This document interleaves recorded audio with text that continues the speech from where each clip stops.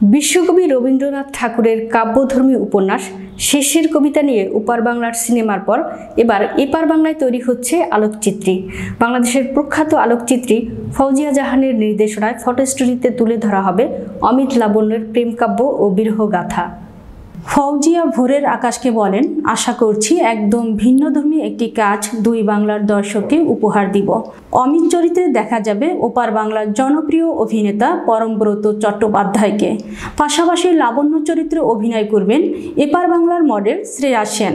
পেশায় একজন প্র্যাকটিসিং চিকিৎসক, একজন চিকিৎসকের কর্মজীবন ও শত ব্যস্ততার ফাঁকেও এই ফটো স্টোরিতে নিজেকে যুক্ত করতে পারা অসীম সৌভাগ্য মনে করছেন তিনি।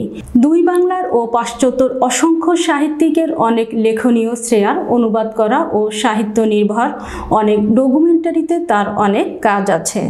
বাংলাদেশ সরকারের অনুদানের সংস্কৃতি মন্ত্রণালয়ের উদ্যোগে নির্মিত এই ফটো স্টোরিতে অংশগ্রহণ করেই নিজেকে খুব গর্বিত মনে করছেন শ্রেয়া সেন।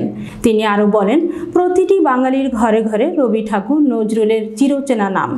রবি ঠাকুরের গল্প উপন্যাস ছোটবেলা থেকে খুব টেনেছে তাকে। নারী চরিত্রগুলো ভীষণ আধুনিক সময়ের চেয়ে এগিয়ে। একজন সংস্কৃতি কর্মীর কাছে ওনার সৃষ্ট নারী চরিত্রগুলো ভীষণ লোভনীয় হবে। আর তাই আমি যখন ফৌজিয়ার কাছ থেকে শেষের কবিতা করার জন্য অফার পাই, তখন সব ব্যস্ততার মাঝেও রাজি হয়ে যাই।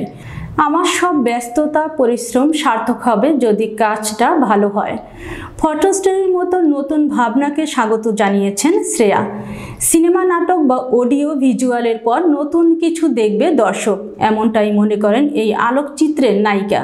পর্দার অমিতরূপী পরমব্রত চট্টোপাধ্যায়ের সঙ্গে কাজ করার রসায়ন নিয়ে শ্রেয়া জানান, ফৌজিয়া পরমব্রত দাকে এই চরিত্রে নির্বাচন করেন। এর আগে বাংলাদেশ থেকেই কাউকে নেওয়ার চেষ্টা চলছিল, কিন্তু ব্যাটে বলে মিলেনি।